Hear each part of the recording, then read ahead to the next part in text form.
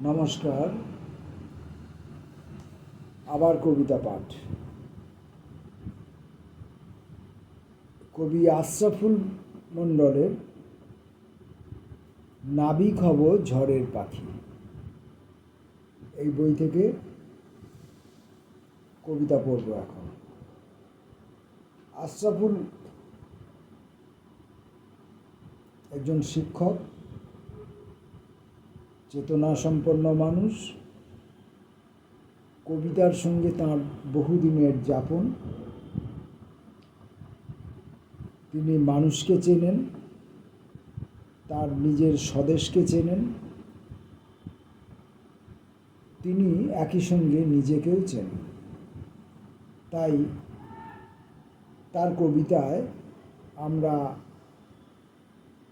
তার আত্মপরিচয়, তার মাটির পরিচয় এবং তার আশেপাশের যে সমস্ত মানুষজন যাদের নিয়ে তার সমাজ, তাদেরও পরিচয় তার কবিতার মধ্যে পেয়ে থাকি।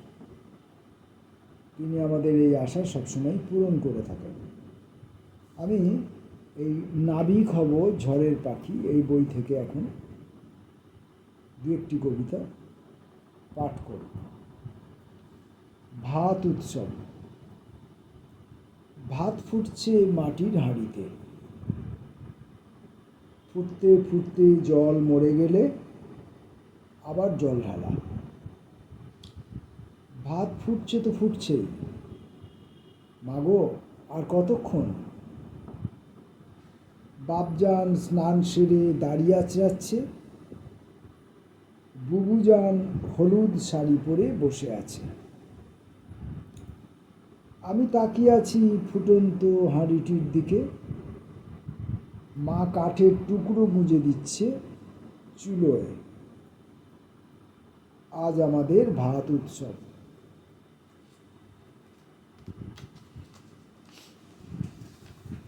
একটা পরিষ্কার সুন্দর পরিচ্ছন্ন ছবি। মা উনুনের মধ্যে কাঠ গুঁজে দিচ্ছেন, ভাত রান্না হচ্ছে, সবাই স্নান টান করে এসছেন, খাবার জন্য সবাই অপেক্ষা করছে। আজকে ভাতের উৎসব।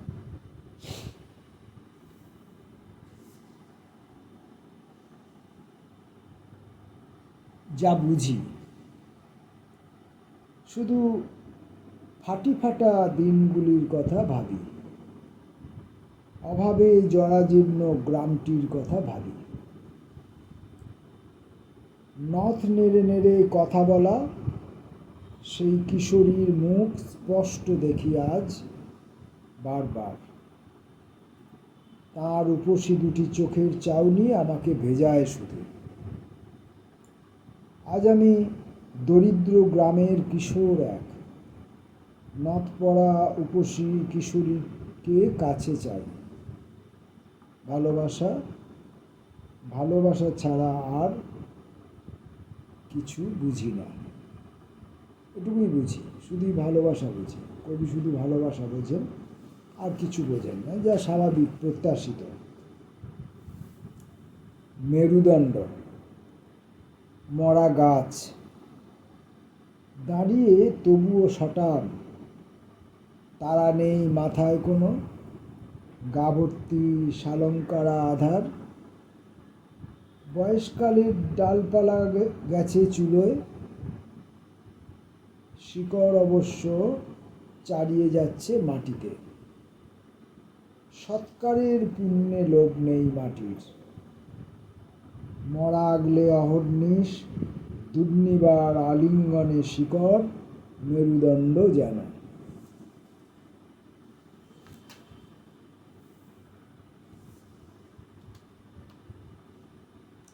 শূন্য বিষয়ক।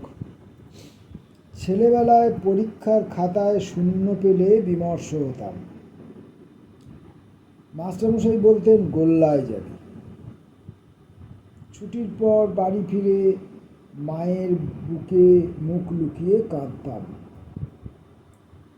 এখন শূন্য আমার প্রিয় কিছু। ক্লাসে বাংলা পড়াতে গিয়েও বোর্ডে শূন্য আঁকি। শূন্যে কচিকাঁচা ঘুড়ি ওড়ে বোঁ বোঁ। ঘুড়িদের নিয়ে আমি গোল্লায় যেতে চাই। ভালো লাগে না হিজিবিজি, শূন্য বেশ পরিচ্ছন্ন, ভেতরেও অনেকটা স্পেস। অবলীলায় সাত গোষ্ঠী নিয়ে হাত পা ছড়িয়ে থাকা যায়। ছেলে মেয়েদের খাতায় শূন্য দিই না, এমনকি কারোর শূন্য পাবার যোগ্যতা থাকলেও শূন্য আমার একার, আজন্মের। মাঝরাতে বারান্দায় দাঁড়িয়ে শূন্য আঁকি। তেমন গোল্লায় যেতে গেলে শূন্যময় তো হতেই হবে নাকি? এই যে শূন্য, যে শূন্যের কথা কবি এখানে বলেছেন, সেই শূন্যটি হলো একটি জ্যামিতিক আকার, যেটি একটি বৃত্তের মতো। সেই আকারটিকে আমরা শূন্য বলে চিহ্নিত করি। আসলে শূন্যের তো কোনো চিহ্ন নেই, শূন্যের কোনো সীমা নেই, তার কোনো পরিধি নেই। শূন্য অসীম, আর আমরা সকলে শূন্যের মধ্যেই বিরাজ করছি। শুধু আমরা নই, গোটা ইউনিভার্স, এমনকি যে প্যারালাল ইউনিভার্সের কথা বলা হয়, অসংখ্য ইউনিভার্সের যে কথা বলা হয় ব্রহ্মাণ্ডব্যাপী, সেই যে নক্ষত্র, কোটি কোটি নক্ষত্র, ট্রিলিয়ন, বিলিয়ন, মিলিয়ন, ট্রিলিয়ন, যে সমস্ত নক্ষত্র রাশি রাশি, বলা হয় যে আমাদের পৃথিবীতে যত সমুদ্র আছে তার যত সমুদ্র তট আছে, সেখানে যত বালুকণা আছে, তার থেকেও নাকি সংখ্যায় বেশি নক্ষত্র ইউনিভার্সের মধ্যে বিরাজ করছে। এবং সবই কিন্তু শূন্যের মধ্যে, সবই শূন্যের মধ্যে। তাই শূন্য পাওয়া মানে আমি সমগ্রকে পেয়ে গেলাম। তাই সঠিকভাবেই কবি শূন্যকে পেতে চেয়েছেন, বলেছেন শূন্য শুধু আমার একার। আজন্মের করে তিনি শূন্যকে পেতে চেয়েছেন এবং শূন্যের কথাই দিনরাত চিন্তা করছেন। শূন্যের মধ্যেই তিনি নিজেকে রাখতে চাইছেন। এটা একটা সবচেয়ে বড় প্রাপ্তি মানুষের জীবনে, বিশেষত একজন কবি জীবনের।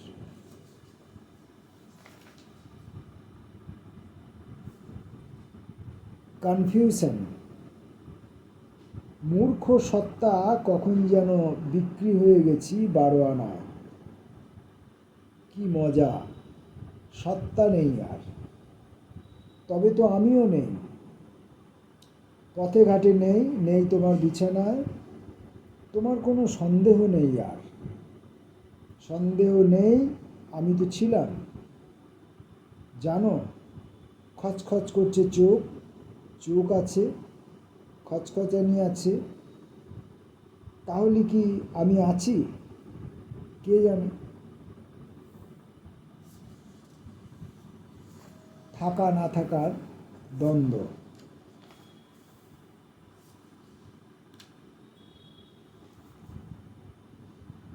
কথা। এসেছো তোমরা সবাই, ভালো হলো অন্তত বলা যাবে সেগুন দিন ঝিরিঝিরি বৃষ্টিবেলা। তোমরা এসেছো বলেই বসেক দুপুরের ঘর্মবিন্দু মেশে নদীতে, সমবেত গুঞ্জনে আহ্লাদী ধারাপাত। এসেছো তোমরা তাই তরুণী বোঝাই কথামালা আর কথামালা। তোমরা এসেছো আজ দাঁত টেনে ওড়াই পাল, বহুদিন বুকে জড়িয়ে আলাপ। তবু নৌকো কি জানে নদীর গোপন কথাগুলো? তোমরা এসেছো সবাই, তোমরা এসেছো, এই প্রসঙ্গে হঠাৎ করে আমার শঙ্খ ঘোষের একটি কবিতা স্মরণে এসে যায়, যেটি শঙ্খ ঘোষের স্বকণ্ঠে শোনা যায় ইউটিউবে, বিভিন্ন জায়গায়, মাঝে মাঝে ফেসবুকেও সেটা করে। সেই কবিতার স্মৃতিটা উজ্জ্বল হয়ে উঠল, কিন্তু শঙ্খ ঘোষের কবিতার বক্তব্য, তার প্যাটার্ন, আর আমাদের আশরাফুলের বক্তব্য এবং তার ছবি চিত্র সম্পূর্ণ কিন্তু আলাদা। ঘর। ঘর কি ছিল কোনো দিন? আছে কি আজও? নেই শিশু, নারী, কলরব, হাসাহাসি, ফুসুর ফাসুর, কান পাতা দেয়াল, হাটখোলা আদর, একটি ভিটেই শুধু মিটিমিটি পিদিম জলে সারা রাত।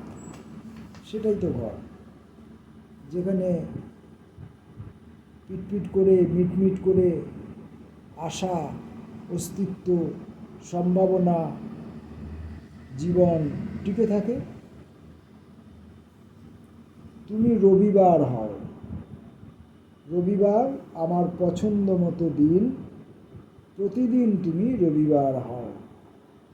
রবিবারের নিরালা সন্ধেবেলা আলো নিভিয়ে লিখতে চাই।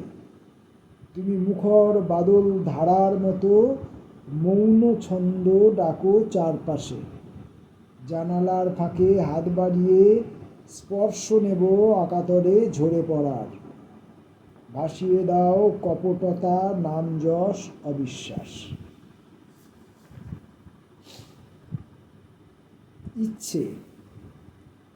ইচ্ছে করে এক ছুটে মাতিয়ে রাখি নির্জন দুপুর। ইচ্ছে করে এক লাফে পেরিয়ে কাঁদর দেখিতে পান্তর। ইচ্ছে করে এক বস্ত্রে হারিয়ে বেদম সুখে গান ধরি ফাঁকা পেটে। ইচ্ছেগুলো কাঁচের বয়ামে কেন ভরো? ইচ্ছেরা ধূমায়িত ভূত তো নয়। সমস্ত ইচ্ছেকে কাঁচের বয়ামে বন্দি করে ফেলা হয়। যে যে ইচ্ছের কথা কবি বলেছেন, এইসব ইচ্ছে মানুষের স্বাভাবিক সাধারণ ইচ্ছে, অস্বাভাবিক বা অসাধারণ কোনো ইচ্ছে নয়।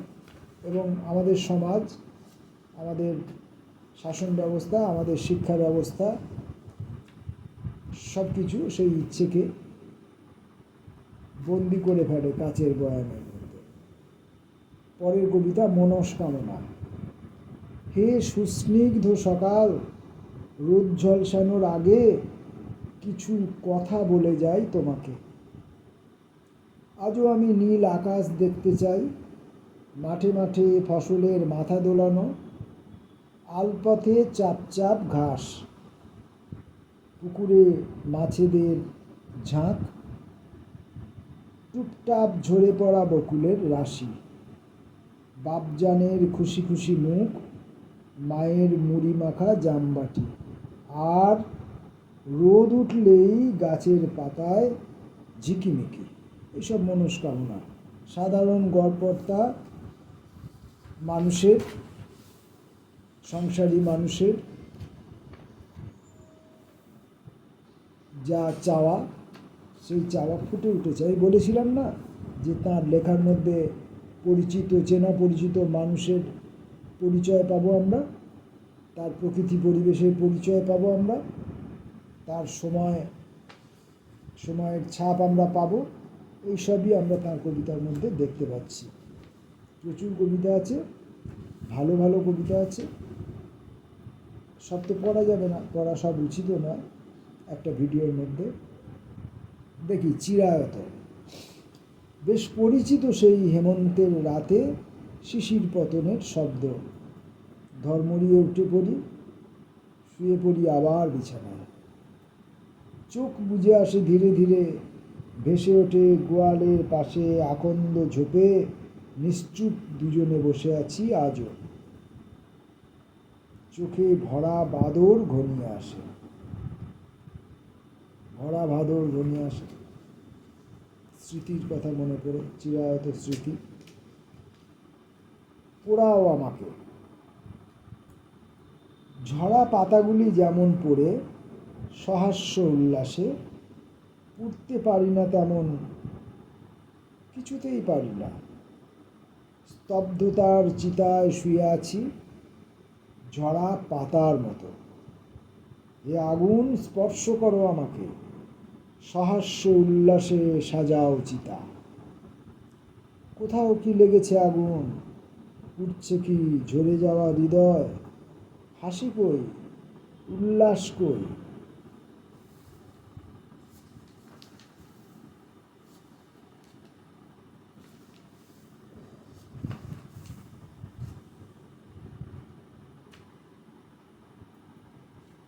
নির্জনে। কোন এক দেশে তোমাকে দেখি যেন, বাঁশতলায় দাঁড়িয়ে আছো নির্জনে। আমি যেতে পারি না সেখানে, শুধু দেখতে পাই সেই দাঁড়িয়ে থাকা নির্জনে। আর কোনো কথা আছে নাকি দুজনের? স্বপ্নও নেই কিছু আর। মৃতবৎ কিছু রাত্রি দিন, মৃতবৎ কিছু দিন রাত্রি ঘনিয়ে আসে দুজনের নির্জন চোখে।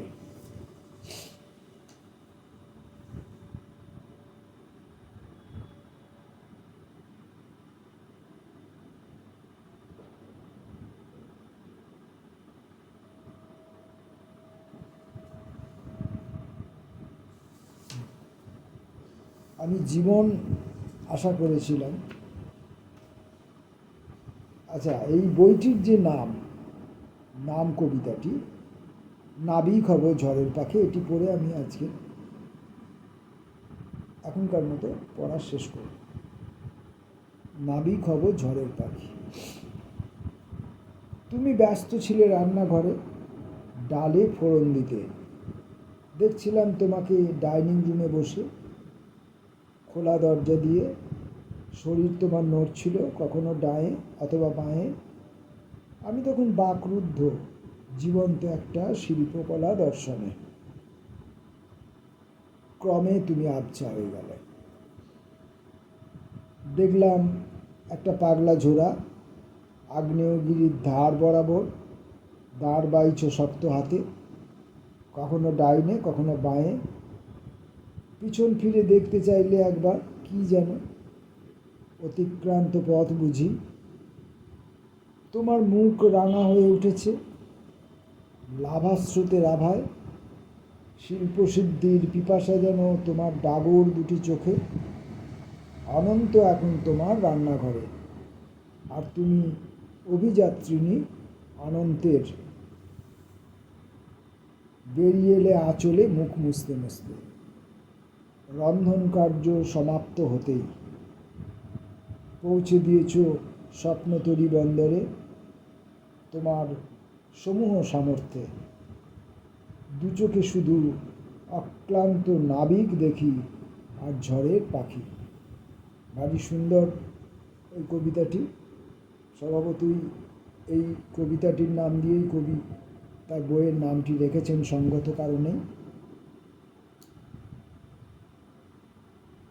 তার যে প্রেমিক সত্তা, তার যে জীবনবাদী সত্তা, তার যে ইতিবাচক সত্তা, তার যে শিল্পী সত্তা, সেই সত্তা কিভাবে একজন মানুষের ভেতর দিয়ে তিনি একটা বৃহৎ বড় প্রাকৃতিক জগৎকে উপলব্ধি করছেন, এবং যাকে দেখছেন তার যে জীবনযাপন, তার যে সংগ্রাম, প্রতিদিনের সংগ্রাম দেখে যেন মনে হয় না এটা কোনো যুদ্ধ নয়, এটা স্বাভাবিক ব্যাপার। কিন্তু এই যে জীবন সংগ্রাম, এই যে যুদ্ধ, স্বভাবত এই ছবিটির মধ্যে রান্নাঘরে যাকে দেখা হয়েছে, আমরা আমাদের সংস্কার অনুযায়ী আমরা ধরে নিই রান্নাঘরে যিনি আছেন তিনি একজন মহিলা। তিনি কবির প্রিয়তমা, তিনি তার কাছের মানুষ, তাকেই তিনি ভাবছেন বলে ধরা যায়। এবং তাকে তিনি নিয়ে যেয়ে ফেলছেন একটা প্রাকৃতিক পরিবেশের মধ্যে, একটা আগ্নেয়গিরির ধারার মধ্যে, একটা পাগলা ঝোড়ার মধ্যে। কখনো সে দাঁড় বাইছে, কখনো তার মুখ লাল আভায় পরিস্ফুট হচ্ছে। এই সমস্ত ক্ষেত্রে তিনি তার সিদ্ধি অর্জন করছেন, আর সেই সিদ্ধি বসে বসে কবি উপলব্ধি করছেন। ভারী সুন্দর। নমস্কার।